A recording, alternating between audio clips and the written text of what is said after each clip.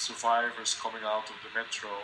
And I had a meeting at that time at the Place Theatre, which is just behind the corner where the bus exploded, and we actually heard the explosion. And then this book is about dance, but there's a whole chapter also about a more philosophical, theoretical chapter on the notion of identity and how we form our identity. We only made one piece together, which is an iconic piece which was premiered in 2005, which is called 0 Degrees. And they made that piece just because they met quite early in their career, and they discovered all these similarities, but also the differences between the two of them. And out of that came a desire to make a piece together. And 0 Degrees is quite special. 0 Degrees tells a narrative of a journey of Akram going back to India and Bangladesh, and being confronted with this notion of being a foreigner in his home, in the culture that he actually comes from. But then the other part of the piece is it's also a lamentation for a dead body on a train, and the piece premiered a couple of days after the London bombings in 2005. So for the first audience, it was also very much a piece about what actually happened in the world at that time. And they both have this mixed background of like growing up in Western Europe, but also having a Muslim background like that.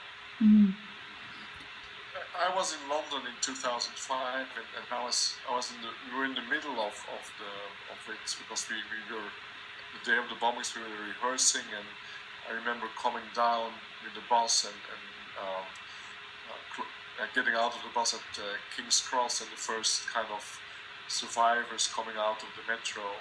And I had a meeting at that time at the Place Theatre, which is just behind the corner where the bus exploded, and we actually heard the explosion, and then we were asked to stay in for several hours, and it was pretty chaotic.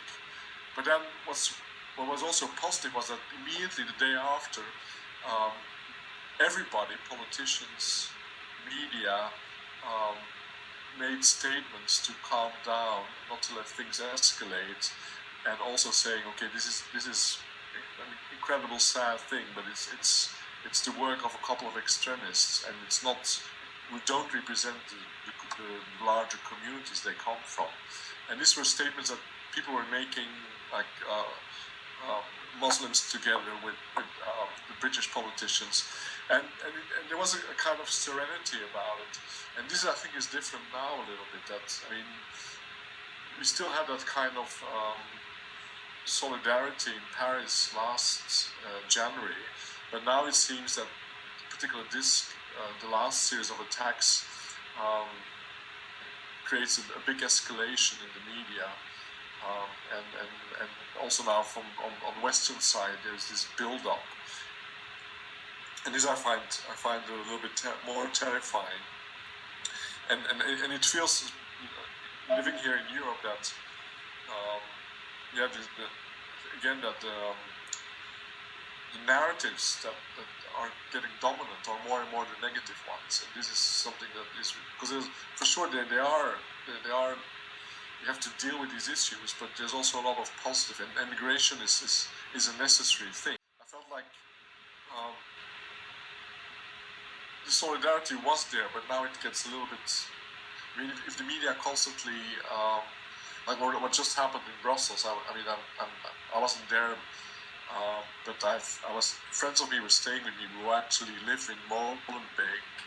And Molenbeek, which is a suburb that they closed down for like a couple of days, and where some of the Paris attackers had their base. But it's a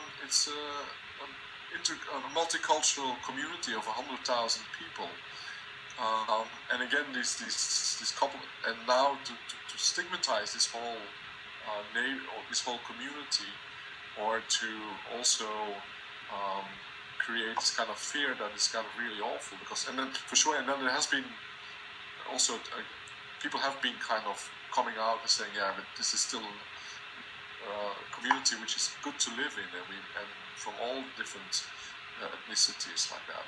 But in the general, in the dominant media, these stories don't get out.